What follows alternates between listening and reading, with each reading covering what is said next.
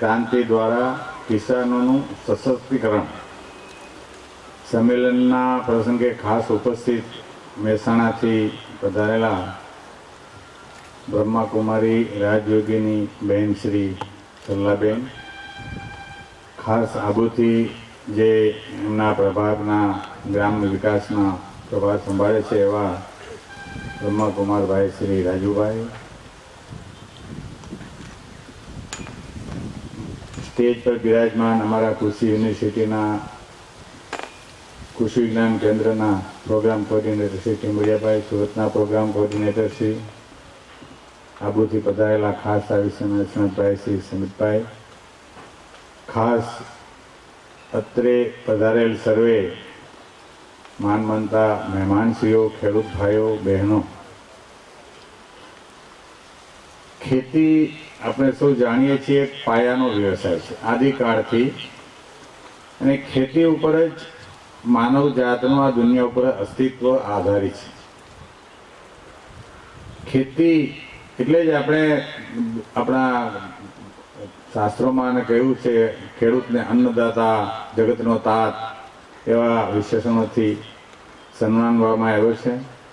અને સરદાર વલ્લભભાઈએ તો કહેલું કે આ દુનિયામાં જો કોઈને છાતી કાઢીને ચાલવાનો અધિકાર હોય તો એકમાત્ર ખેડૂતને જ છે. કારણ કે ખેડૂત જે આ વ્યવસાય સાથે સંકળાયેલા છે તે ધરતીની ધૂળમાંથી આ માનવ જાતની જઠરાગ્નિ ને શાંત કરવા માટે એ જેને કંઈ યજ્ઞની આહુતિઓ આપીને અન્ન ઉત્પન્ન કરે છે. અને હમણાં આપણા ભાઈશ્રીએ કહ્યું તેમ કદાચ આપણે દેશ ગુલામ થયો એ પહેલાં બુદ્ધકાળ અને ત્યાર પછીના સમયનો આપણે જો જઈએ તો જે ચીની ને અન્ય મુસાફરોની નોંધો જોઈએ તો એ વખતની કૃષિ ભારતની સાધન સંપન્ન હતી, ગ્રામ્ય લેવલે સ્વાવલંબન હતું, એક સિસ્ટમ જેને કહીએ એ વ્યવસ્થિત રીતે ચાલતી હતી સ્વયં રીતે. પણ ત્યારબાદ ભારત પર અંગ્રેજોનું રાજ આવ્યું.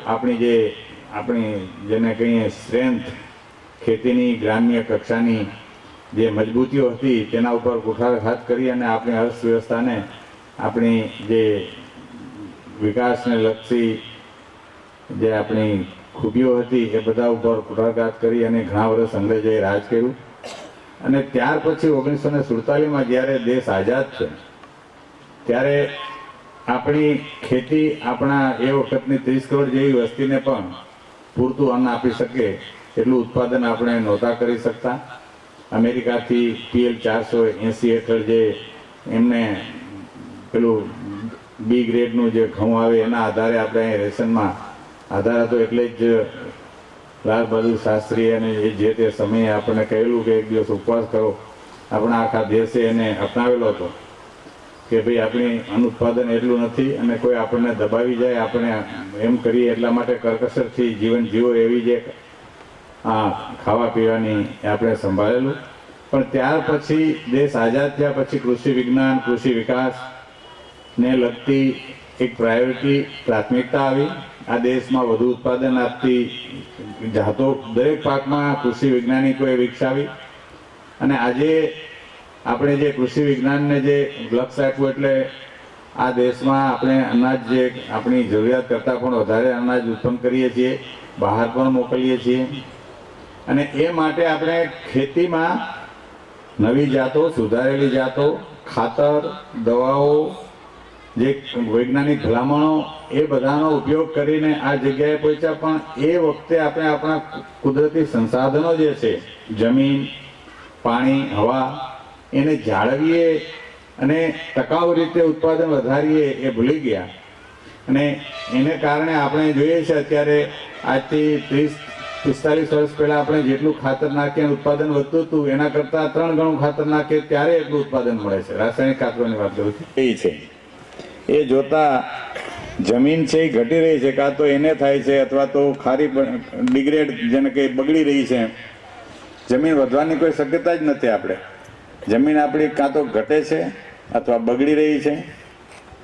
પાણી પણ જે હવામાન આધારિત છે, આપણે બધા જાણીએ છીએ હવામાન બદલી રહ્યું છે ને એ બધાના કારણે એ પણ એક ઉત્પાદનનું અંગ છે એ પણ એની એક નિયમિત જે લિમિટ છે, એવા સંજોગોમાં ઉત્પાદન તો વધારવું જ પડશે. 2050માં કહે છે અત્યારે કરતાં દોઢું ઉત્પાદન કરવું જ પડશે આપણી વસ્તી વધારા પ્રમાણે. એટલે ઉત્પાદન વીઘે કે હેક્ટરે આપણે કહીએ એ વધારવું એ તો આપણી પ્રાથમિકતા જ છે. પણ તેમ છતાં અત્યારના જે ખેતી છે, આપ સૌ જાણો છો તેમ અત્યારે ખેતી એ કોઈ ઉત્પાદન આધારિત જે આપણા વડવાઓ કરતા હતા એવી ખેતી રહી નથી અને એવી રાખવી પણ ના જોઈએ. અત્યારની ખેતી માંગ આધારિત ખેતી, જે બાગાયતી પાકો છે, શાકભાજી છે, એના તરફ આપણે વળ્યા છીએ. ઘણી બધી વિવિધતા આવી છે. એનું કારણ પણ એ છે કે આપણે ઓવરઓલ આવક વધી છે બધાની, અને લોકોની જે ખાવા પીવાની ટેવો જે બદલી છે. અત્યારે ફળો વધારે ખાય, દૂધનું વધારે ઉપયોગ થાય છે, એટલે જે ઊંચી કિંમતવાળા ખોરાકો તરફ વળ્યા છે લોકો આપણા ખેતીમાં કે અન્યમાં. કોઈ વિકાસને કારણે આવક વધી છે લોકોની, એટલા માટે એ સંજોગોમાં ખેતીને એ તરફ પણ આપણે લઈ જવી પડે. ત્યાર પછી આપણા સંસાધનો જે છે જમીન, એને જાળવવા માટે આપણે આ ફક્ત ખાતર નાખીને રાસાયણિક ખાતરનો વધુ પડતો ઉપયોગ એ યોગ્ય નથી.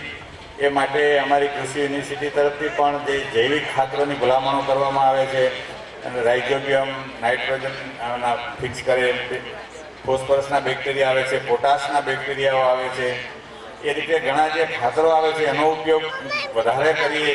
ટોટલ રાસાયણિક ખાતરો બંધ કરી દઈએ એવું તો હજી નથી, પણ આ બધું આપણે વાપરીએ તો પણ જે રાસાયણિક ખાતરોનો ઉપયોગ આપણે 60-70% ઘટાડીશું. પણ આધાર છે. એટલે જે બીજા અન્ય વ્યવસાયની જેમ ખેતીનો એક ચોક્કસ વ્યવસાયની રીતે કરવો શક્ય નથી, પણ એ બધી કિંમતો કઈ રીતે, એની જે અસરો કઈ રીતે ઘટાડવી એ તરફ જવા માટે આપણે એક તો આપણા સંસાધનો જાળવવા પડે. પાણીનો પણ વિવેકપૂર્ણ ઉપયોગ કરીએ. પાણી બહુ નીચેથી વિડ્રો કરી લીધા જમીનમાં બોરવેલ કરીને, એટલે લગભગ જગ્યાએ ભાંભરા પાણી ઘણી જગ્યાએ થઈ ગયા છે. ગુજરાતમાં એક સારું છે, છેલ્લા 10-12 વર્ષથી આપણે વોટર હાર્વેસ્ટિંગનું સરકારની નીતિને કારણે સારું છે. આપણો છેલ્લા 10 વર્ષનો કૃષિ વિકાસ લગભગ 10-12 વર્ષનો એવરેજ 10%થી ઉપર રહ્યો છે. કૃષિમાં ઉત્પાદનો વધ્યા છે, ગામડામાં સાધન સંપન્નતા વધી છે, આપ જાણતા જ હશો. પણ એમાં પણ એક સ્ટેજ છે. કૃષિને પછી હજી આગળ લઈ જવી, ટકાઉ રીતે ઉત્પાદન વધારવું, એ માટે જે કંઈ શક્ય છે, આધ્યાત્મિકતા કે જે સેન્દ્રિય ખેતી કે જે કંઈ આપણે કરી શકીએ એ બધું ટકાઉ રીતે સુધારવાની છે. ખેતીમાં ઉત્પાદન વધારવું છે, ટકાઉ રીતે વધે, વાતાવરણને બગાડી ના શકે. કારણ કે અત્યારે જે વધુ પડતો ઉપયોગ આપણે રાસાયણિક કરીએ છીએ એને કારણે આપણા ઉત્પાદનોમાં પણ ઝેર આવે, શાકભાજીમાં, ફ્રૂટમાં. એ આખી જે આપણે માણસની હેલ્થને પણ બગાડે. એ સંજોગોમાં ખેતીમાં મેં કહ્યું તેમ બાયો ફર્ટિલાઇઝર, બાયો એજન્ટ છે જે જીવ જીવાતને ખાય. એ રીતે અમારી યુનિવર્સિટીમાં પણ, નવસારી કૃષિ યુનિવર્સિટીમાં ટ્રાઇકોડર્મા અમે આપીએ છીએ. એ બધાને મિશ્રણ કરીને આપણી રીતે યુરોપ કે અમેરિકાનું સીધું અપનાવીએ અને આપણું બધું બગાડીએ, એના કરતાં આપણે એ રીતે સંશોધન પણ કરી રહ્યા છીએ. અને ખેડૂતે પણ પ્રયોગશીલ રહીને કોઠાસૂઝથી આ રીતે ઉત્પાદન જાળવવા અને એની ખેતીમાં ખાસ કરીને પાકમાં વિવિધતા લાવવી પડે. પશુપાલન જેવા વ્યવસાયોને, મિશ્ર ખેતીનો હવે જમીનો ઓછી થઈ ગઈ, ભાગ કરતા અત્યારે કોઈ મોટા ખેડૂતો આપણે રહ્યા નથી દેશમાં, અને ગુજરાતમાં તો ખાસ નહીં, આ વિસ્તારમાં તો. એ સંજોગોમાં એકલી ખેતી કરવા કરતાં પશુપાલન, ગાય કે ભેંસ જે દૂધ ઉત્પાદન તરફ વળે, તો ખેતીનું જે ઉત્પાદન બાય પ્રોડક્ટ આવે એ પશુને ખવડાવીએ, અને દૂધમાંથી જે ઉત્પાદન થાય એ રીતે ઉત્તર ગુજરાતમાં ને એ બાજુ તો એમ કહે છે કે જે ગાય ને ભેંસને જે દૂધનું ઉત્પાદન છે એ ખાસ કરીને મહિલાઓ માટે, બહેનો માટે એક એટીએમ જેવું ગરજ સારે છે. એટલે મિશ્ર ખેતી સાથે બીજું જે કંઈ આપણે કરી શકીએ, એકલી ખેતી ઉપર આધારિત ન રહેતા બીજા બધા પણ મત્સ્યપાલન ને બીજા ઘણા બધા આવા વ્યવસાયો છે એ તરફ પણ ખેડૂતોએ જવું પડશે. અને એના જે બાય પ્રોડક્ટ છે, ગાયમાંથી ગોબર ગેસ બને, ગાયના છાણનું આપણે ખાતર બનાવીએ. કારણ કે આપણે જે દેશી ખાતરો નથી નાખતા એને કારણે જ આપણું ઉત્પાદન સ્ટેગ્નન્ટ છે. જમીનમાં કાર્બન નાઇટ્રોજનનો જે રેશિયો, એ બધી બહુ ટેકનિકલ વાત હું નહીં કરું, પણ જમીનમાં આપણે દર હેક્ટરે 10-12 ટન ખેતીમાં દેશી ખાતર, ગળતિયું ખાતર, ગાયનું છાણ ને એ જે છે એ અમે ભલામણ કરીએ જ છીએ. તો એના તરફ વળવા માટે પણ આપણે પશુપાલન તરફ ખેતીને લઈ જવી પડશે. તો ખેડૂતને એમાંથી 10-15 કે વધીને 20 રૂપિયા મળે. ખેંચ હોય એ ફ્રૂટની તો 20 રૂપિયા ખેડૂતને મળે. 100 રૂપિયામાં વાપરવાવાળા લે, વચ્ચેના 80 રૂપિયા જે આખી ચેન છે બધા વેપારીઓની કે જે કાંઈ હોય એ રીતે જાય છે. પ્રયોગશીલ રહે કોઠાસૂઝથી તેમાં પોતાની રીતે એને નક્કી કરવું પડે અને ભાવિ જે અત્યારે એક્સપોર્ટ પોટેન્શિયલ છે, બહાર પણ આપણે મોકલીએ છીએ, બહારથી આવે છે, એ રીતે ભાવમાં પણ વિવિધતા, પોતાની ખેતીમાં વિવિધતા લાવી શકે. પછી જે રાસાયણિક ખાતરો અને વીડીસાઇડ, જે નિંદામણનાશક કે કીટનાશક કે ફૂગનાશક, એનો બહુ વિવેકપૂર્ણ ઉપયોગ કરવો જોઈએ. અત્યારે કદાચ જો કોઈ ખેડૂત બંધ કરી શકે આ બધાના ખતરાથી તો સારી બાબત છે કે લીમડાનું આ છાપડા એવા ઘણા ભલામણો તો છે, પણ એમાં તમે ચોકસાઈપૂર્વક એક્ટિવ રહ્યો કોઈ ખેડૂત તો એ કરી શકે. કારણ કે પછી રોગ વધારે આવી ગયો અને પછી આપણે એ જે આપણા હર્બલ છે દવાઓ એ છાંટવાથી કદાચ નિયંત્રણ ન મળે, એ આયુર્વેદિક દવાઓ જેમ આપણે છે એ રીતની છોડવા માટે પણ દેશી દવાઓ ઘણી છે, એનો ઉપયોગ કરીને જો આપણે કરી શકીએ. પણ જે ખેતીમાં પોતે આધ્યાત્મિક રીતે જોડાઈ ગયો હોય છોડવા સાથે, આપણી સંસ્કૃતિમાં, આપણા વેદોમાં પણ કહ્યું છે કે જીવન છે, આપણા આ દરેક જગ્યાએ જીવન છે. આ છોડવામાં જીવન સૂતું છે, પ્રાણીઓમાં જીવન ઉત્પાદ કરે છે અને માણસમાં જ ફક્ત જાગે છે. એટલે આપણું જે જાગૃત જીવન છે એને આ બે બાકીના જીવન સાથે જોડી ખેતીને કુદરતી રીતે એ એકદમ આપણા ઉત્પાદનના સંસાધનો ટકે એ રીતે વધુમાં વધુ વળતર મળે. જો ચોકસાઈપૂર્વક આપણે ખેતી કરીએ, આપણા ઉત્પાદનના જે સંસાધનો છે, ઓછામાં ઓછા પાણીએ, ઓછામાં ઓછા ખાતર હોય, ઓછામાં ઓછા એટલે દવાઓ પણ જો વાપરવી પડે તો બહુ ઓછી એવી રીતે વાપરીએ કે એનું વધુ વધુ વળતર મળે. પોતે જાતે જે કરતા હોય તો લગભગ એ કરી શકે, જેથી કરીને ઓછામાં ઓછા ખર્ચે વધુ વધુ ઉત્પાદન અને વળતર મેળવવા માટે ચોકસાઈપૂર્વકની ખેતી એ આજનો ડિમાન્ડ છે, માંગ છે. ખેતીનો વિકાસ, ખેતીનો હવે જમાનો આવવાનો છે. ખેતી પ્રત્યે આખી દુનિયામાં લોકોનું ધ્યાન જાય છે કે ખેતી, આ અમેરિકા જેવા દેશમાં આપણે 5% ખેતી કરે, પણ એની જે આર્થિક પરિસ્થિતિ છે એ 70% ખેતી ઉપર આધારિત હોય છે. આપણે પણ 50% લોકો ખેતી કરે છે, પણ 50% ગુજરાતમાં અને રાષ્ટ્રીય કક્ષાએ કદાચ 60-65% લોકો ખેતી સાથે જોડાયેલા છે. એટલે એટલા પૂરતા વિકાસની વાત નથી. ખેતી સાથે આખા દેશનો વિકાસ, પછી પ્રોડક્શન સેક્ટર હોય, સર્વિસ સેક્ટર હોય, એ બધા ખેતી સાથે જ જોડાયેલા છે. એટલે ખેતીના વિકાસનો કોઈ વિકલ્પ નથી કોઈ દેશના વિકાસ માટે. બધું આખું જે આપણું અર્થતંત્ર છે ખેતી સાથે જોડાયેલું છે. ખેતી વિકાસમાં સરકારની નીતિઓ, ખેડૂતોનો ઉત્સાહ, અમારા વૈજ્ઞાનિકોના સંશોધનો, એ બધું જોડી અને આગળનો ભાવિ વિકાસ ટકાઉ રીતે ઉત્પાદન આપણે સાચવીએ, જાળવીએ. ઉત્પાદનની જે અત્યારે આપણે શાકભાજીને એમાં તો ઘણી દવાના રેસિડ્યુઅલ ઇફેક્ટ બહુ આવે છે. ખેડૂતો પોતે જ ઘણી વખત તો તેની ક્વોલિટી બજારમાં સારી દેખાય એટલા માટે આગલા દિવસે દવા છાંટે છે. અને એ રીતના જે ખેડૂતો છે એને આધ્યાત્મિકતા તરફ લઈ જવાની જરૂર છે કે ખેતીને ટકાઉ બનાવવામાં અને ખેતીના રસાયણો સાથે ઓછામાં ઓછી આધારિત રાખવા માટે આપણે ખૂબ મદદરૂપ થઈશું. આ માટે સંશોધનો યુનિવર્સિટીમાં આપ સૌને, જે કોઈ ખેડૂત, ખરેખર ખેડૂત મિત્રો હોય, યુનિવર્સિટીની મુલાકાતે ના આવ્યા હો તો આવજો. નવસારીમાં અમારા વિભાગોના આપણે મુલાકાત લેજો. સંશોધનો ઘણા બધી રીતના આપણે કરીએ છીએ. કૃષિ યુનિવર્સિટી એ કૃષિ શિક્ષણ, ખેતીના જે ડિપ્લોમા છે, પશુપાલન માટેના ડૉક્ટરોનું શિક્ષણ પણ ત્યાં છે, ખેતીના બાગાયતના એ પ્રકારની કોલેજો પણ યુનિવર્સિટીમાં છે. આપ સૌએ મને શાંતિથી સાંભળો એ માટે અને આ સંસ્થાએ મને અહીંયા બોલાવી આપ સૌને મળવાનો, આપની સૌની સાથે 2 મિનિટ મારા વિચારો રજૂ કરવાની તક આપી એ માટે હું સૌનો આભારી છું. જય હિન્દ. ખૂબ ખૂબ અને મેનેજમેન્ટ જગત સાથે જોડાયેલી આ યુવા ધન, જેણે હું વિચાર્યું કે આ મેનેજમેન્ટ કરતાં પણ આપણા કિસાનને આપણી વધારે જરૂર છે, જેમણે પોતાનું જીવન ગ્રામ વિકાસ પ્રભાગની સેવાઓમાં સમર્પિત કરી દીધું, એવા ભ્રાતા સુમનભાઈને હું નિવેદન કરીશ કે જે આપણને આ સંમેલનનો ઉદ્દેશ છે કે યોગિક ખેતી કેવી રીતે કરી શકાય અને કેવી રીતે કંઈક નવીન કાર્ય કરી શકાય, જે અંગેની રૂપરેખા આપણી સમક્ષ પ્રસ્તુત. सुंदर विषय है आध्यात्मिक क्रांति के द्वारा किसान सशक्तिकरण। आप लोगों में से कितने लोग समझते हैं कि आध्यात्मिक क्रांति के द्वारा किसानों का सशक्तिकरण हो सकता है? हाथ उठाइए प्लीज। बस बाकी लोग नहीं समझते हैं, सबको समझना पड़ेगा और समझाने के लिए ही यहाँ पे आए हैं और यहाँ कार्यक्रम कर रहे हैं कि आध्यात्मिक क्रांति किस तरह से किसानी और किसान जगत में किस तरह से परिवर्तन ला सकता है और एक सात्विक महापरिवर्तन ला सकता है, एक आध्यात्मिक परिवर्तन ला सकता है। जैसा आज नृत्य नाटिका सभी ने देखा है, तो उसमें यही था कि जहाँ डाल डाल पर सोने की चिड़िया करती है बसेरा, वो भारत देश है मेरा। ऐसी धरनी और देश हमारा है, और वहाँ पे सत्य अहिंसा तो रहता ही था, धर्म के ऊपर सब कुछ चलता था। प्रकृति के धर्म को पालन करते हुए किसान अपनी किसानी को निभाता था, और भारत को, जैसा आदरणीय राजू भाई ने कहा है कि भारत के अंदर ऋषि कृषि संस्कृति हुआ करती थी, और ऋषियों के तरफ से जो डायरेक्शंस मिले उसी के आधार पर कृषि का कार्य हुआ करता था।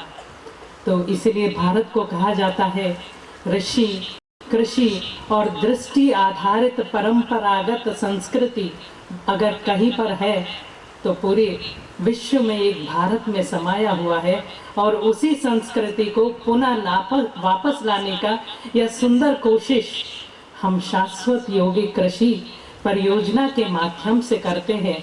और इस शाश्वत यौगिक कृषि के आधार और शाश्वत यौगिक कृषि के बारे में जानने के पहले इसकी रचनाकार, इसकी प्रेरणा स्वयं परम पिता परमात्मा की दिव्य स्मृति में आज की सभा की शोभा आदरणीय सरला बहन जी, आदरणीय राजू भाई जी गया है।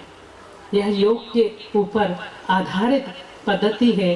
राजयोग करते हुए खेती का हर कार्य करना, खेती के हर कार्य को अंजाम देना, यह शाश्वत यौगिक खेती का मुख्य सिद्धांत है, आधार है। और इसमें शाश्वतता की बात भी निकली है। इसलिए निकली क्योंकि अभी डांगरिया साहब ने बोला था, पहले जमाने में कुछ भी करते थे वह शाश्वत सिद्धांतों के ऊपर, टिकाऊ सिद्धांतों के ऊपर आधारित खेती पद्धति हुआ करता था। इसलिए इसे शाश्वत यौगिक खेती कहते हैं। और यह शाश्वत सिद्धांत ही पुनः किसानों का उद्धार करेगा, किसानों को सशक्त बनाएगा, किसानों को एक नया राह दिखाएगा, और किसानों की सीरत और सूरत और दुनिया को बदल सकती है। मैं सूरत निवासियों को यही प्रार्थना करता हूँ, आप यह संदेश ज़रूर सबको सुनाएंगे और सबको जीवन का उद्धार करने की कोशिश करेंगे, और सबको यह आध्यात्मिकता का संदेश देंगे। यह आध्यात्मिक खेती है, ऐसी आध्यात्मिक खेती जो कोई धर्म से कोई लेना देना नहीं है। सभी धर्म वाले इसको प्रयोगात्मक रूप से अच्छी तरह से खेती को आगे बढ़ाते हैं और बहुत सुंदर रूप से इसे अंजाम देते हैं।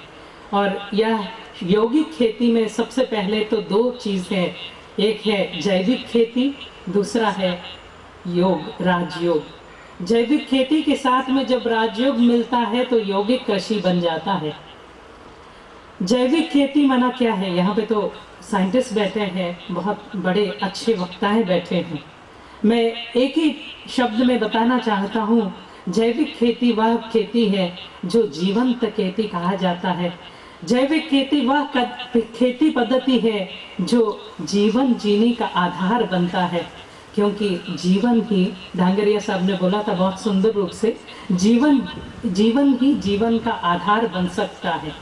आज कृषि में देखेंगे तो सब कुछ क्या हो गया है, पहले सब कुछ जैविक हुआ करता था, लेकिन सब कुछ आज बन गया है मटेरियलिस्टिक, सब कुछ रासायनों से भरा हुआ। जो पहले जैविक तत्व थे जमीन के अंदर, जो जैविक तत्व हमें बहुत ही पौष्टिक, स्वादिष्ट और सात्विक आहार दिलाते थे, वह जैविक तत्वों का नष्ट किया। अगर किसने किया पूछे तो किसने किया? किसने किया? हम सभी ने किया।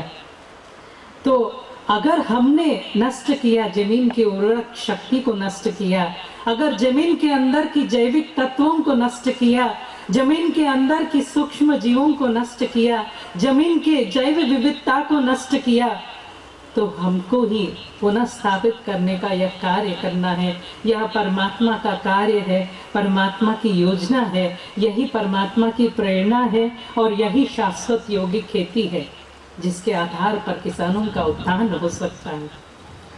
शाश्वत योगिक खेती में मुख्यतः किसानों को कर्मयोग का सिद्धांत सिखाया जाता है। कर्मयोग के आधार पर हमें ईश्वरीय विश्वविद्यालय में सिखाया जाता है कि कर्मयोग की करामात से इस जग को जगाना है। तो यही सिद्धांत लागू होता है शाश्वत योगिक कृषि में। हर कर्म करते हुए साथ में राजयोग का अभ्यास करें और उस कर्मों को एक परिपक्वता देवे और कर्म को एक अर्थ सहित ज्ञान सहित उसे अंजाम देवे। पुराने जमाने में कृषि जो करने वाला होता था, कृषक जो होता था, जिसे राजा कहा जाता था, वह राजा हर तरीके से राजा हुआ करता था। चाहे वो ज्ञान में हो, चाहे संस्कार में हो, चाहे धर्म में हो, धर्म की पालना में हो और प्रकृति के नियम की पालना में हो, वह राजा हुआ करता था। उसी राजाई फिर से लौटाना है, उसी संस्कृति में फिर से वापस जाना है और उसी जो पद्धतियाँ है, प्राचीन पद्धतियाँ है, परंपरागत ऋषि कृषि संस्कृति है, हमारी वैदिक पद्धतियों को पुनः स्थापित करने का यह सुंदर कोशिश शाश्वत योगिक खेती के माध्यम से किया जा रहा है। इस प्राप्त शक्ति को पूरे संसार में, पूरी जगत में जहाँ पे चाहिए वहाँ पे फोकस करते हैं, बीज के अंदर भी समावेश करते हैं उस परमात्मा शक्ति को और उसी के अनुरूप बहुत सुंदर परिवर्तन बीज के अंदर भी देखा जाता है। और ऐसे परिवर्तन जो बीज के अंकुरण में आपको दिखता है कि अब बीज का अंकुरण क्षमता ही बढ़ जाता है राजयोग के प्रयोग की वजह से। राजयोग की शक्ति को प्रवाहित करने से, एक तरफ राजयोग के ध्यान के प्रयोग की वजह से, राजयोग ध्यान करने से किसानों के जीवन में परिवर्तन आता है, तो दूसरी तरफ बीज के अंदर परिवर्तन आता है। किसान कहीं पे धोखा खाता है तो बस बीज में धोखा खाता है, लेकिन वही बीज को अगर ध्यान के द्वारा संस्कार करे, परमात्मा शक्ति का समावेश करे, पांचों तत्वों की शक्ति का समावेश करे, तो बहुत सुंदर परिवर्तन देखा जा सकता है। बीज के अंदर अंकुरण बढ़ जाती है, जिसकी वजह से किसान बहुत अच्छी उपज को प्राप्त करता है। जैविक खेती में यह योग ना होने के कारण, अंकुरण कम होने के कारण उसको लागत मना उपज जो है, जो मिलना चाहिए वो कम मिलता है। लेकिन यौगिक कृषि में यह उपज और अंकुरण ज़्यादा होने की वजह से उपज भी ज़्यादा मिलता है। अगर अंकुरण ही ना हो तो उपज कहाँ से मिलेगा? अभी तक जो साइंटिफिक अनुसंधान हुए हैं उसका रिजल्ट यही कहता है कि 7 से 8% भी अंकुरण क्षमता बढ़ा सकती है राजयोग के माध्यम से या ध्यान के माध्यम से। किसान बहुत सुंदर रूप से फल को प्राप्त कर सकता है।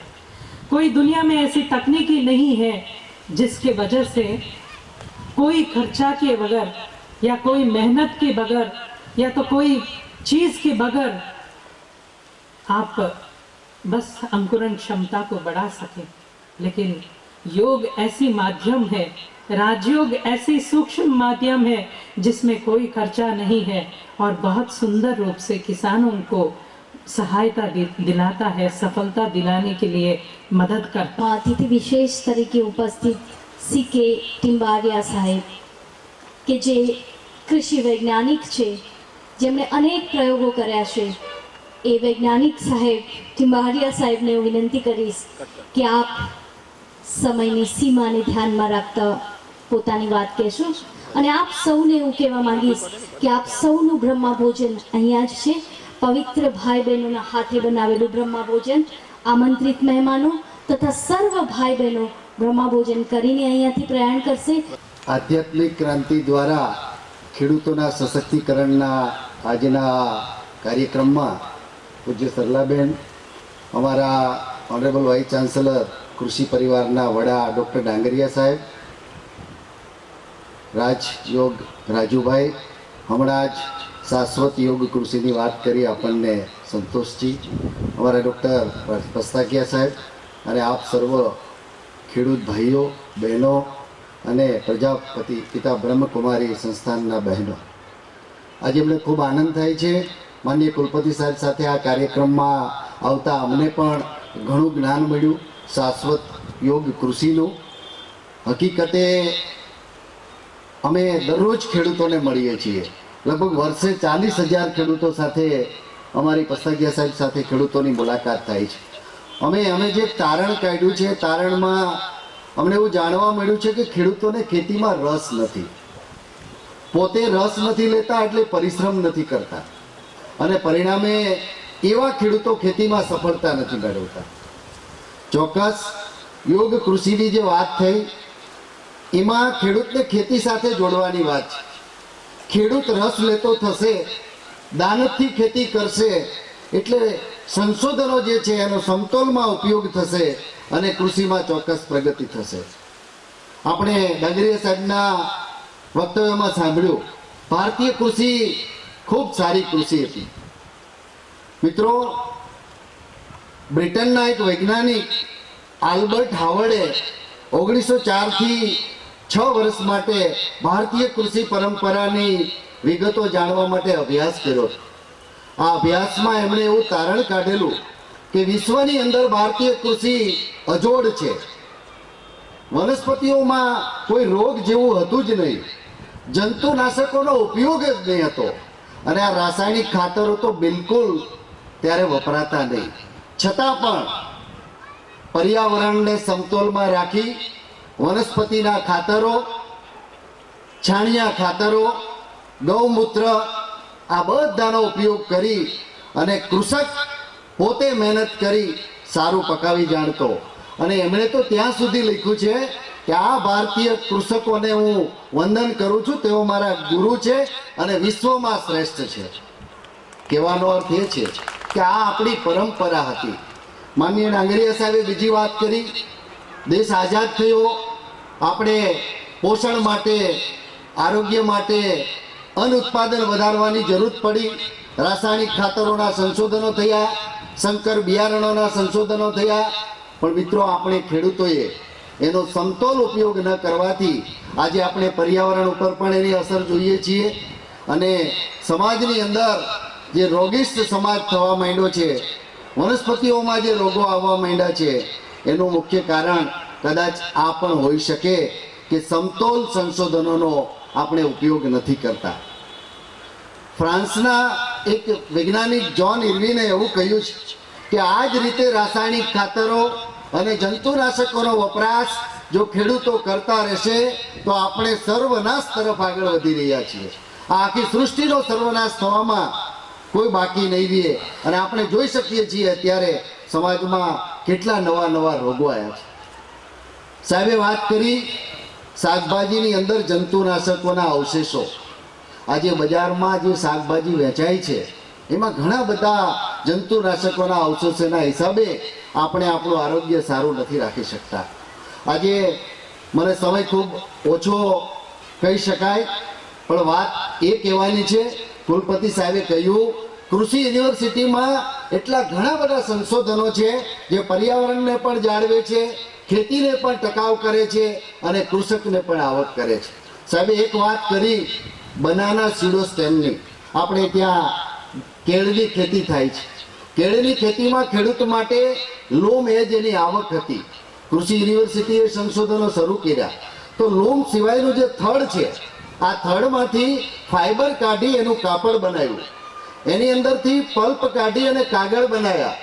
પાણી પ્રવાહી જે છે, આમ તો બધા જાણતા જ હશે કે શાસ્ત્રમાં પણ એનું ખૂબ મોટું મહત્વ બતાવ્યું છે.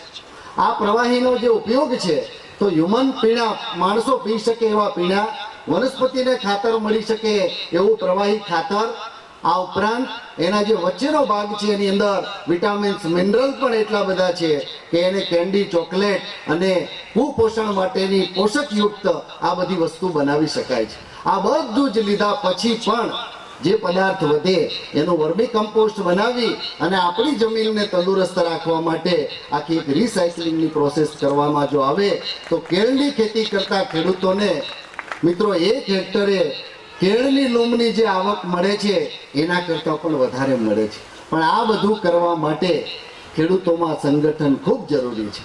એક ખેડૂત 50 વીંગાની કેળનું વાવેતર કરી અને આ તમામ વસ્તુનું ઉત્પાદન નહીં કરી શકે. એના માટે 50,000 હેક્ટરમાં જે ખેતી થઈ રહી છે કેળની, એ બધાનું સંગઠન થઈ, સહકારી આયોજન થઈ અને જો કરવામાં આવે તો કરી શકાય. સાહેબે એક બીજી વાત કરી, પીણામાંથી જે પ્રવાહી આપણે જે થડમાંથી કાઢીએ છીએ, આજે એટલી બધી કંપનીઓ બજારની અંદર, ગ્રોથ પ્રમોટર્સ, હોર્મોન્સ, ખેડૂતોને મૂંઝવણ થાય છે કે શું ખરીદવું બજારમાંથી આપણા પાકના વિકાસ માટે.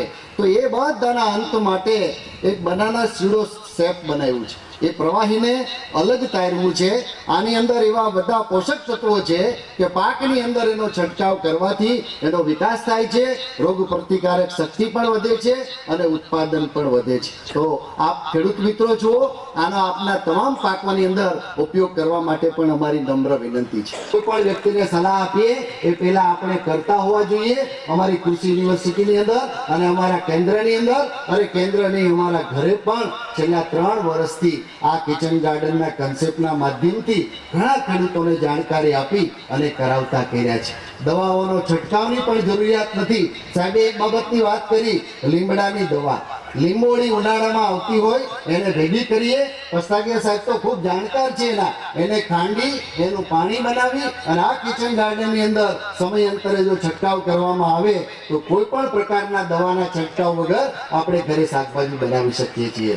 અમે 16 થી 17 પ્રકારના શાકભાજી આ શિયાળાના અત્યારની ઋતુમાં બનાવ્યા છે અને 3 ઋતુના શાકભાજીના બિયારણો પણ અમારા કેન્દ્ર ઉપર રામકૃષ્ણ ચેરિટેબલ ટ્રસ્ટ ગોવિંદભાઈ ધોળકિયાના સહયોગથી ખેડૂતો અને જે કોઈ મિત્રો કરવા માંગતા હોય એને ફ્રી ઓફ કોસ્ટ અમે બિયારણો આપીએ છીએ.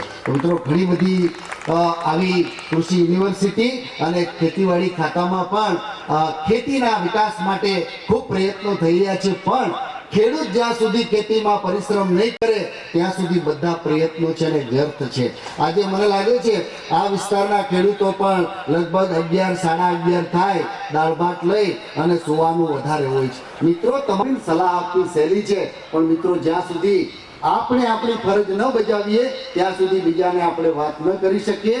ખેડૂતની ફરજ એ છે પોતાના ખેતરની અંદર સારી ખેતી કરે, સારી રીતે ઉત્પાદન લે અને આપણા એક સારા સમાજને માટે પોષણ પૂરું પાડે. એના માટે નવા જે કન્સેપ્ટ આવતા છે, શાશ્વત ખેતી, ઓર્ગેનિક ખેતી. મિત્રો, કૃષિ યુનિવર્સિટી ઓર્ગેનિક એટલે કે સજીવ ખેતી માટે પણ એક નવી પોલિસી બનાવી રહી છે અને રાજ્ય સરકારના સહયોગથી ખેડૂતોના ખેતરે કઈ રીતે ઓર્ગેનિક ફાર્મિંગ કરી શકાય એની વાતો ચોક્કસ ખેડૂતો સુધી અમે પહોંચાડશું. સવારમાં રાજુભાઈ સાહેબ સાથે પણ થોડી ચર્ચા થઈ. તેઓએ નવસારી કૃષિ યુનિવર્સિટીની મુલાકાત લીધી. આ 2-3 વર્ષ પહેલા એમણે અમારું સજીવ ખેતીનું ફાર્મ જોયું. મિત્રો, સજીવ ખેતીનું ફાર્મ સર્ટિફાઈડ ફાર્મ કરેલું છે અને એની અંદર લગભગ 9 પ્રકારના આપણા આ વિસ્તારના પાકોની સજીવ ખેતીની વૈજ્ઞાનિક ભલામણો આપણી યુનિવર્સિટી બહાર પણ પાડી શકી છે. પણ મિત્રો, એના માટે આપણે જાગવું પડે. આપ જ્યાં સુધી જ્ઞાન ન લો અને અહીંયાથી ન વિચારો, હૃદયથી ન વિચારો, ત્યાં સુધી આ બધું થઈ શકતું નથી. ઘણા ખેડૂત મિત્રો અમારી સાથે મળી ખૂબ સારી ખેતી કરી સારા ઉત્પાદનો પણ લઈ રહ્યા છે. કૃષિ યુનિવર્સિટી અને અમારા કૃષિ વિજ્ઞાન કેન્દ્રનો પરિચય આપ રાખજો. ડાંગરિયા સાહેબે કહ્યું એ રીતે ભવિષ્યમાં કૃષિના કોઈ પણ માર્ગદર્શન માટે અમારી આ કૃષિ યુનિવર્સિટીમાં આપ પધારશો તો સાહેબ આપણે ત્યાં એવી વ્યવસ્થા કરી છે કે વિશ્વના કોઈ ખૂણાની કૃષિ જ્ઞાનની તમને જરૂર હોય તો અમે આપને ચોક્કસ મેળવી શકીએ એવી તમામ સુવિધાઓ કેન્દ્ર ઉપર ઉપલબ્ધ છે. આનો આપ લાભ લેશો. આજના દિવસે ખાસ કરીને પ્રજાપિતા બ્રહ્મકુમારી ઈશ્વરીય વિશ્વવિદ્યાલયના મહાનુભાવો અને આ બહેનોએ મહેનત કરી અને અમને આપની સાથે બોલવા માટે પરિચય માટે જે તક આપી એ બદલ આપ સર્વનો હું આભાર માનું છું અને મારી વાતને પૂરી કરું છું. ઓમ શાંતિ. રીતે પકડી, પરંતુ એક વિશેષ વાત કહેવા માંગીશ કે આ વિશ્વવિદ્યાલયે આ ભાઈઓ બહેનોના ટાઈમ ટેબલને આજે ખોરવી નાખ્યું છે. જે ભાઈઓ બહેનો 10:30 વાગે ભોજન કરી અને આરામ કરતા હતા, આજે એમને આ મંડપમાં હજુ સુધી 12 વાગે પણ બેસાડી રાખ્યા છે. આ શરૂઆત છે, આ અંત નથી. એન્ડોસલ્ફાન નામનું ઝેર આજે માતાના દૂધ સુધી પહોંચી ગયું છે અને એ ઝેરની સાયકલ વચ્ચે આપણે જીવતા છીએ. અને એ જીવવામાં પણ ભગવાન ઉપર જઈને પહેલા પૂછશે કે કોઈનું સુખ દુઃખ પૂછ્યું તું? કબૂતરોનું ઘૂ ઘૂ છે એવી આ દુનિયામાં આપણે કંઈક કરવાનું છે, અને એ કરવા માટેની સોનેરી તક આજે આ સંમેલન આપને આપે છે. માત્ર પોતાના સ્વને ઓળખી પરમપિતા પરમાત્મા પાસેથી શક્તિઓ પ્રાપ્ત કરી અને એ શક્તિઓને આપણા કાર્યક્ષેત્રમાં વિકસાવવાની છે. મને વિચાર આવતો હતો કે કૃષિ વિજ્ઞાન કેન્દ્ર આપણી વચ્ચે આ મંચ પર ઉપસ્થિત છે, જે 2 હાથ ખુલ્લા કરીને આપણી મદદ માટે ઉપસ્થિત છે. આપણી યુનિવર્સિટી નવસારી કૃષિ યુનિવર્સિટી આપણી વચ્ચે એના કુલપતિશ્રી આપણી વચ્ચે ઉપસ્થિત છે, જે પોતાની તમામ પ્રકારની મદદ કરવા માટે આપણી વચ્ચે ઉપસ્થિત છે. સાથે સાથે બ્રહ્માકુમારી ઈશ્વરીય વિશ્વવિદ્યાલયના રાષ્ટ્રીય સંયોજિકા આદરણીય સરલા દીદી અને રાજુભાઈજી ઉપસ્થિત છે, અને જે કહેવા માંગે છે કે આ જગતને વિજ્ઞાનની ભાષા ઓછી સમજાય છે. આ કિસાનને જો પરિવર્તન કરવું હોય તો આધ્યાત્મિકતાના રસ્તે જ એમના સુધી પહોંચી શકાશે, કારણ કે જ્યારે જ્યારે આધ્યાત્મિકતાનો રસ્તો એમના સુધી જવા માટે ખુલ્લો મુકાયો છે ત્યારે કોઈક વાત એમના સમજમાં આવી છે, અને એટલે આ વિશ્વવિદ્યાલયે યોગિક ખેતીની શરૂઆત કરી, જેના અદ્ભુત પરિણામો અમારી પાસે એવા કેટલાય કિસાનો છે જે ભણેલા ગણેલા નથી. એના માટે વિજ્ઞાન કેન્દ્રોમાં જઈ અને બહુ ઊંચું શિક્ષણ મેળવવાની જરૂર નથી, એ કામ તો સાહેબ કરી ચૂક્યા છે, અને એટલે એ આપણા માટે ઉપસ્થિત છે.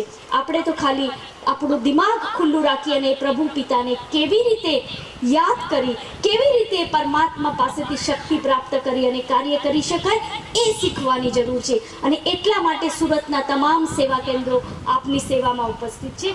સાથે સાથે હવે જે વક્તા આપણી વચ્ચે છે તે છે ગ્રામ વિકાસ પ્રભાગના રાષ્ટ્રીય સંયોજિકા.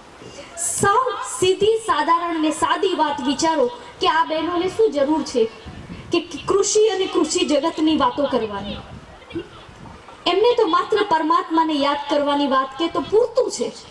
એ એટલી જ વાતમાં એમના જીવનને ચરિતાર્થ કરી શકે છે, પણ છતાં આજે એમ કહી રહ્યા છે આપણા કૃષકોને કે પરમાત્માની યાદ કરી અને કર્મમાં કુશળતા પ્રાપ્ત કરીને ખેતી કરવી અને પછી પરિણામો કેવા આવે છે એ જોવું, એવું કહેવા માંગે છે.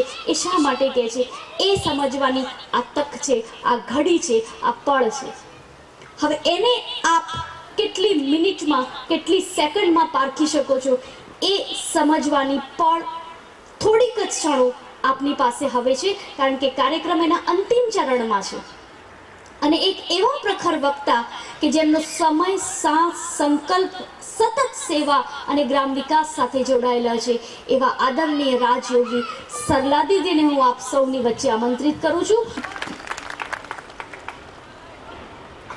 ઓમ શાંતિ. આજના આ સુંદર કાર્યક્રમમાં મંચ પર ઉપસ્થિત આપણા જ કૃષિ વિશ્વવિદ્યાલયના કુલપતિશ્રી, જેમને ખૂબ સુંદર વિચારો આપણી સમક્ષ રજૂ કર્યા. કૃષકો ચરિત્રવાન બને, કૃષિ ઉન્નત બને, એની બહુ જ થોડાક સમયની અંદર સૂઝ અને સમજ આપી. સાથે સાથે ગ્રામ વિકાસ પ્રભાગના રાષ્ટ્રીય સંયોજક રાજયોગી બ્રહ્માકુમાર રાજુભાઈ, જેમને દેશ અને વિદેશની અંદર જઈને આ એક અપીલ કરી, હે માનવ આત્માઓ જાગો, આધ્યાત્મને ઓળખો, સ્વને ઓળખો અને પોતાના કર્મોને શ્રેષ્ઠ બનાવો. જે રીતે માનવ જીવનમાં કર્મોનું મહત્વ છે, એ જ રીતે કૃષિ જગતમાં શ્રેષ્ઠ કૃષિની આવશ્યકતા છે. તો માનવ જ્યારે શ્રેષ્ઠ કર્મોની ખેતી કરતા શીખશે તો કૃષિ જગતમાં એ સફળ જશે. એવી અપીલ એમને કૃષકોની સમક્ષ રાખી એવા ખૂબ અનુભવી વક્તા બ્રહ્માકુમાર રાજુભાઈ, સુમંતભાઈ, માનનીય ભ્રાતા, જેમને અત્યારે જ સમય મર્યાદાની સાથે ખૂબ સુંદર સુંદર વાતો આપણી સાથે શેર કરી એવા લીંબાડિયા સાહેબ.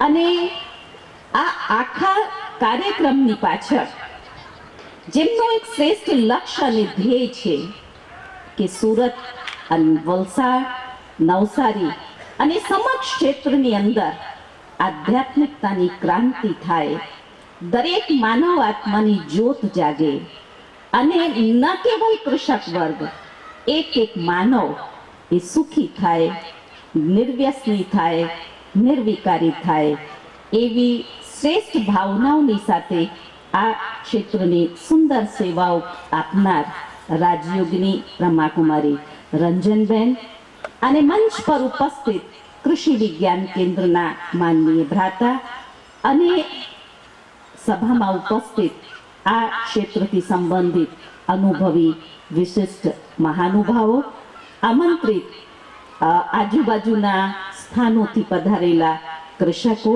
અન્ય બ્રહ્માકુમાર ભાઈઓ તથા બહેનો. હું બેઠા બેઠા એક વિચાર કરતી હતી.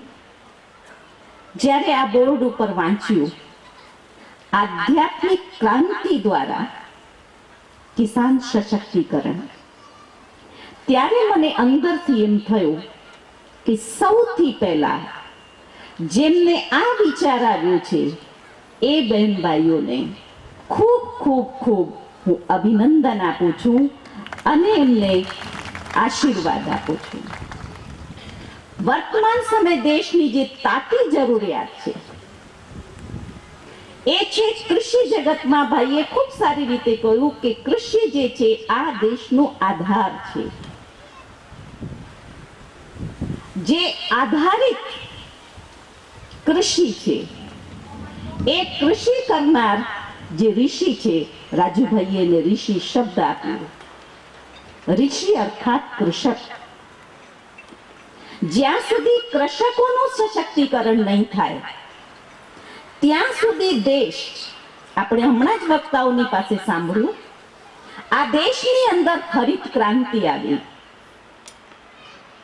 રાજુભાઈએ કહ્યું કે ત્યાં લખેલું હતું પંતનગર કૃષિ વિશ્વવિદ્યાલયમાં કે એમને હરિત ક્રાંતિમાં એ નિમિત્ત બન્યા.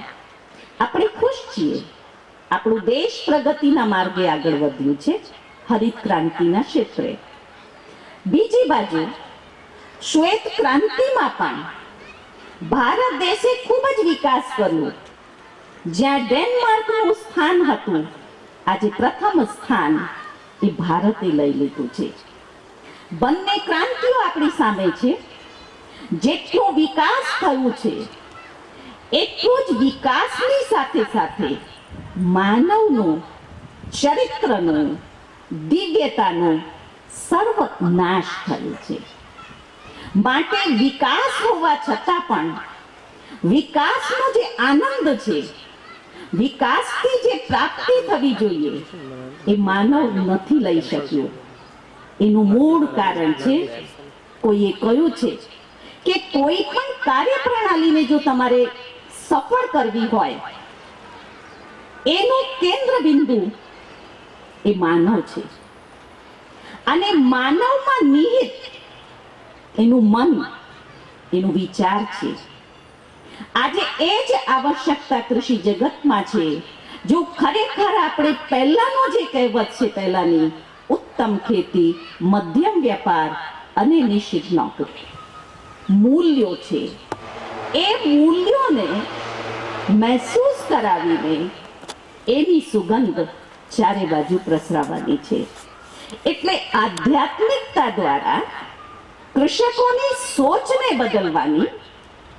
સુમંતભાઈએ ખૂબ સારી રીતે કહ્યું કે જ્યારે આપણે પરમાત્માને યાદ કરીએ છીએ તો એની શક્તિ આપણામાં આવે છે. એને અમે બીજા શબ્દોમાં કહીએ છીએ, જેવો સંગ તેવો રંગ.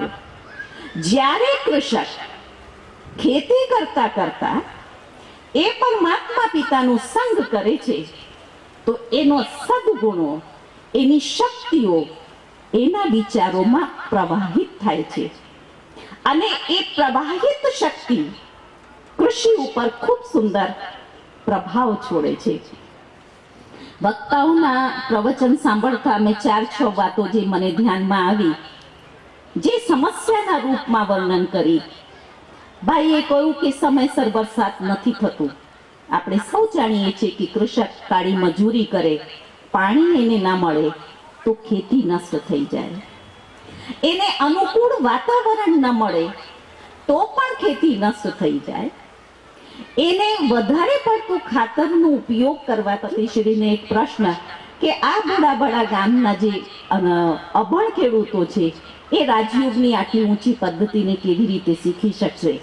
હું અનુભવના આધારે કહું છું કે ભણેલા ગણેલા કરતા ઘોડાવાળા કિસાનો એ વધારે સારી રીતે રાજયોગની પદ્ધતિને શીખી શકે છે અને શીખી રહ્યા છે.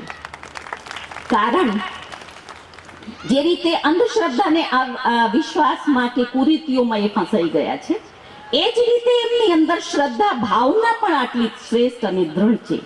એ ભાવનાઓને જ્યારે આપણે જાગૃત કરીએ છીએ ત્યારે એ ખૂબ સહજ રીતે એ પરમાત્મા સાથે સંબંધ જોડી શકે છે.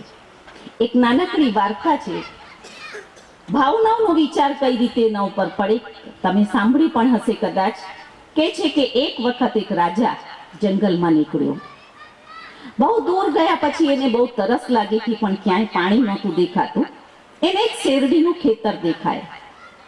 ત્યાં એ ગયા તો ત્યાં ડોસીમાં બેઠા હતા અને એને કહ્યું કે માં, બહુ તરસ લાગી છે, રસ પીવો છે. એટલે ડોસીમાં એ શેરડીનું સાટું કાઢીને એમાંથી રસ રાજાને આપ્યો.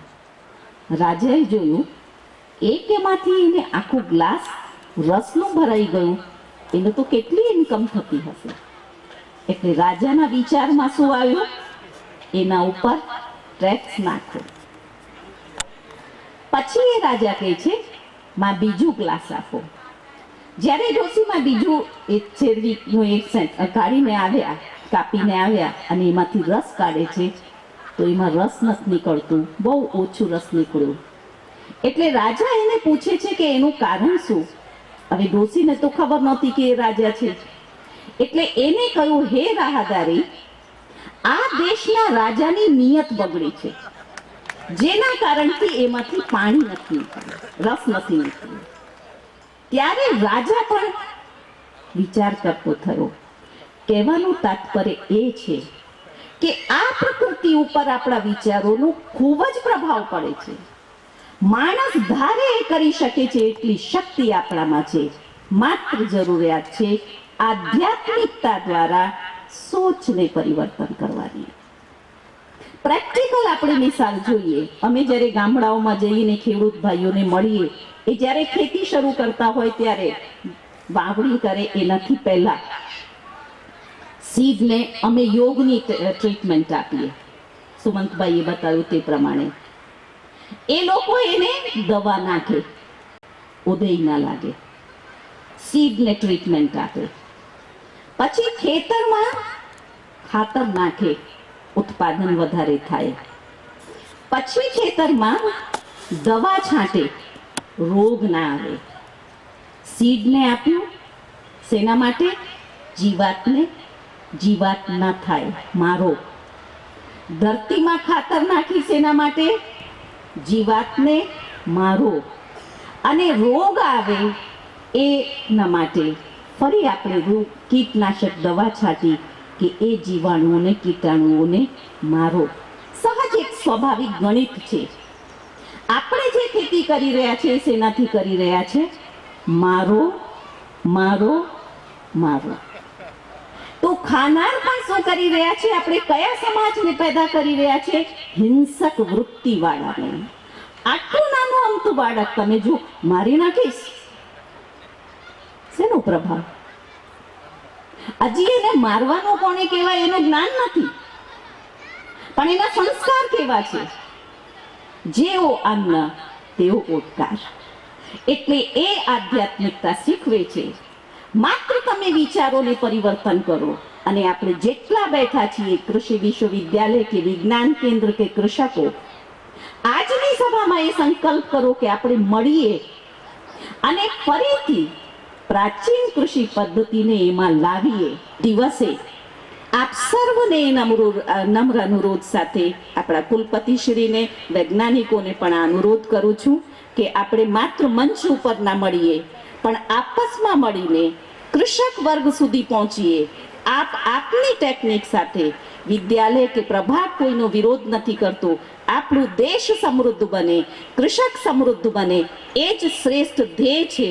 બંને સત્તાઓ મળીને આધ્યાત્મિક પદ્ધતિ અને વૈજ્ઞાનિક પદ્ધતિ એના સમન્વયથી આપણા ભારતને સ્વર્ણિમ બનાવીએ, કૃષકોને સમૃદ્ધ બનાવીએ, દેશની પ્રગતિ અને સમૃદ્ધિ કરીએ. એ શ્રેષ્ઠ ધ્યેય સાથે આ સમય ભાઈ બહેનોને ખૂબ ખૂબ ખૂબ દિલથી દુઆઓ આપું છું. આશીર્વાદ છે પરમાત્મા પિતાની. અને આપ સર્વ પણ જે સમય મર્યાદાને તોડીને પણ એટલા શાંતિથી બેસીને કાર્યક્રમને સાંભળી રહ્યા છો, આપ સર્વને પણ ખૂબ ખૂબ આશીર્વાદ અને દુઆઓની સાથે હું મારી વાણીને વિરામ આપું છું. ઓમ શાંતિ. ये थके थके से हौसले आपकी बातों से रोशन हो गए. आप बातों बातों से गले मिले और बुझते चिराग जल गए. આમ તો જળની જેમ, કમળની જેમ જીવી જવાનું આ ટેક છે. દુનિયામાં પ્રલોભનો તો અનેક છે. એટલે આ મંચ, આ સંમેલન એના અંતિમ ચરણમાં છે. ત્યારે આપ સૌની બુદ્ધિરૂપી ચક્ષુ ખુલી ચૂક્યા છે. આપ સૌ આ વિશ્વવિદ્યાલયમાં ખુલ્લા હાથથી આમંત્રિત છો, જ્યાં કોઈ ફી નથી. પરમાત્માનું ઘર એ આપનું છે. આપ મહેમાન બનીને પધાર્યા છો. હવે આપ આ પરમાત્માના બાળક બનીને અહીંયાથી જઈ રહ્યા છો, કારણ કે આજે આપ અમારું બ્રહ્મા ભોજન, ભગવાનના ઘરનું બ્રહ્મા ભોજન સ્વીકારશો. હું બ્રહ્માકુમારી બહેનોને વિનંતી કરીશ કે મંચ પર જે મહેમાનો ઉપસ્થિત છે, જેમને પ્રભુ પિતાના ઘરની નાનકડી સોગાત અર્પણ કરશું. આપણે સૌ બ્રહ્મા ભોજન કરીશું અને દીપ પ્રજ્વલનના જે ઉપસ્થિત મહેમાનો છે, જેમને પરમાત્મા દ્વારા એક સુંદર કોટેશન અથવા તો વરદાન મળી રહ્યું છે, આપ એનું પણ સ્વીકાર કરશો. ખૂબ ખૂબ ધન્યવાદ સૌનો.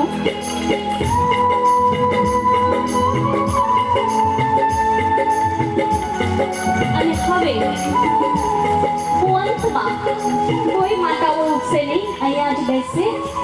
માત્ર 5 મિનિટ માટે આપને આપ્યું છે. જો એક વ્યક્તિનો સંકલ્પ શું કરી શકે છે, જેમની ભાવના કેટલા વ્યક્તિઓને એકત્રિત કરી અને જીવન પરિવર્તનનું કાર્ય છે. ભ્રાતા વિનોદભાઈ. ओम शांति।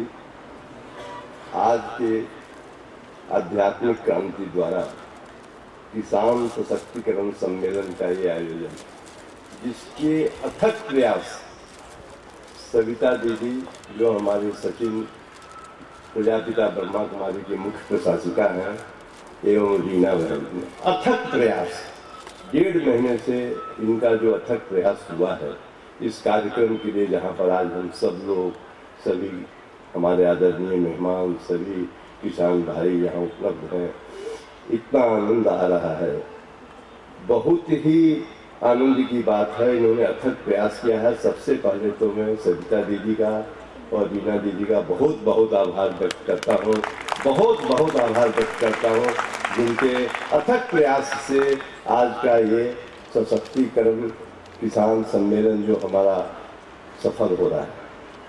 इसके बाद हमारे सम्मेलन के मुख्य वक्ता जो आबू रोड से आकर के भ्राता राजू भाई ने जो अपना बहुमूल्य समय देकर और अपने तेज और ओज वाणी से हमको जो लाभ दिया है, हम किसान भाइयों को जो लाभ दिया है, इसके लिए हम सभी भाइयों की तरफ से पूरी ब्रह्मा कुमारी प्रजापिता संस्था जो हमारे सचिन की है, उनकी ओर से बहुत बहुत आभार व्यक्त करता हूँ। डॉक्टर डांगरिया साहब जो कृषि विश्वविद्यालय के वाइस चांसलर हैं, इन्होंने अपना सरकारी पद पर रहते हुए और आज हम किसानों के बीच आकर जो अपना एक मार्गदर्शन दिया है, इस मार्गदर्शन से हम सबों को बहुत प्रेरणा मिली है। हम पूरा प्रयास करेंगे कि इनकी प्रेरणा को लेकर और हम अपने कृषि के कार्य में जहाँ तक हो सकता है जो हमारी कमी है, इन्होंने एक हमको ओपन ऑफर भी दिया है कि किसी भी तरह की कोई भी चीज़ की आज जो आपको समस्याएं हैं किसान संबंधित या खेती संबंधित, आप हमारे पास आए। हम सभी लोग इनका बहुत बहुत बहुत दिल से आभार व्यक्त करते हैं। इन्होंने अपना बहुमूल्य समय हमको दिया। भ्राता सुमंत जी आबू रोड से अपना बहुत बड़ा समय दिए हैं और यहाँ आकर के जो इन्होंने खेती के ऊपर, जैविक खेती के ऊपर जो ज्ञान दिया है, यह अविस्मरणीय है। हम सभी लोग इनका भी बहुत दिल से आभार व्यक्त करते हैं। सबसे बड़ी आज के इस कार्यक्रम में हमारे सीके की मारिया साहब, जिनको समय के लिए बांध दिया गया, नहीं तो इन्होंने अपने दिल को कभी खोला ही था लोगों को समझाने के लिए। नहीं, बहुत कम समय में जो इन्होंने, और हमारे पस्तागिया साहब भी यहाँ सूरत के कृषि से संबंधित है, यहाँ उपस्थित हैं। दोनों आदमी का हम तहे दिल से आभार व्यक्त करते हैं। कुमारी सरला बहन जो आबू रोड से आई हैं और इसके ऊपर जो इनका ज्ञान आशीर्वाद हम सब लोगों को मिला है, यह भी एकदम अविस्मरणीय है। हम सभी लोग इनके पद चिन्हों पर चलें और इनका जो आशीर्वाद मिला है उसका पूरा लाभ लेकर के हम आगे बढ़ें। हम सभी लोग यहाँ पर जो हैं उपस्थित, सभी किसान भाइयों की तरफ से, सभी सचिन के, हमारे प्रजापिता ब्रह्मा कुमारी संस्था के सब लोगों की तरफ से मैं बहुत बहुत उनका आभार व्यक्त करता हूँ। यहाँ के सारे कार्यक्रम में हमारे किसान भाई इतने दूर दूर से सब लोग यहाँ आए और अपना बहुमूल्य समय दिया। इतनी पेशेंस और इतने अस्थिर मन से सब लोगों की वाणी सुनी। इन लोगों का भी हमारे दिल से बहुत बहुत आभार है। सब लोगों के लिए बहुत बहुत धन्यवाद है कि आपने इतना अपना बहुमूल्य समय दिया।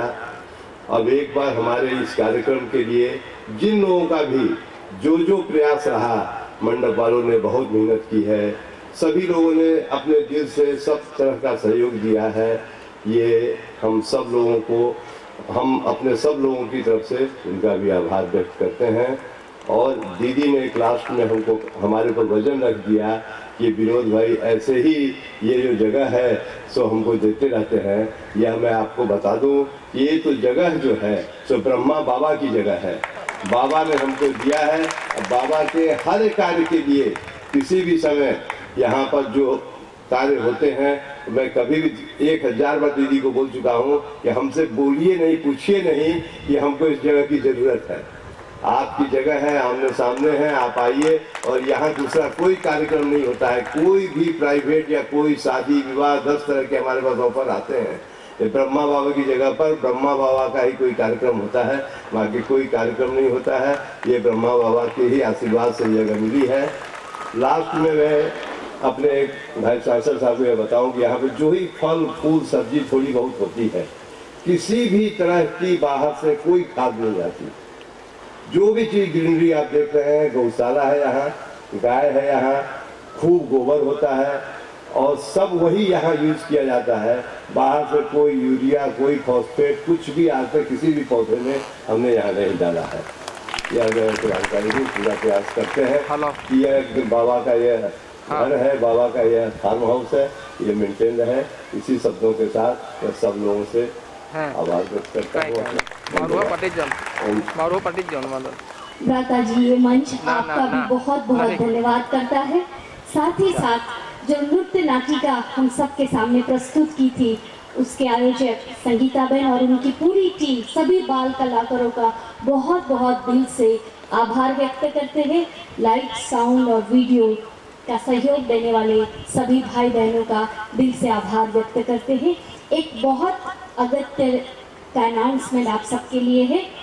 આપણી વચ્ચે સુરત કૃષિ વિજ્ઞાન કેન્દ્રના અધ્યક્ષ ઉપસ્થિત છે। સમયની સીમા અને મર્યાદાઓએ આપણે એમને વાચા નથી આપી, પરંતુ એ પોતે પોતાના અનુભવના વિશાળ ક્ષેત્ર સાથે આપણી વચ્ચે ઉપસ્થિત છે, જેમનું એક ખુલ્લું આમંત્રણ સભામાં બેઠેલા દરેક ભાઈ બહેનો માટે છે। 25 ફેબ્રુઆરીએ સવારે 9:30 વાગે માલિયા કેમ્પસ બારડોલી માલીબાગ मन अधिनायक जय भारत भाग्य विधाता। पंजाब सिंध गुजरात मराठा द्राविड़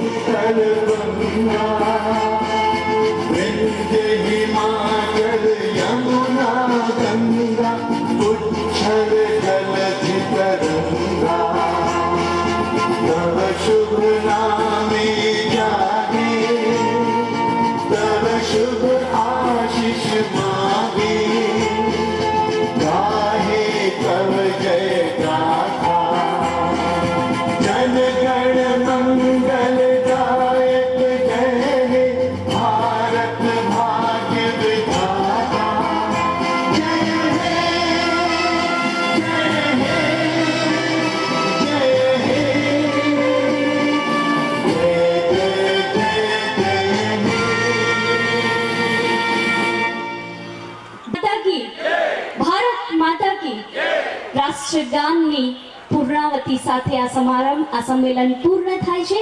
પરમાત્માના ઘરમાં આપ સૌને આમંત્રણ છે.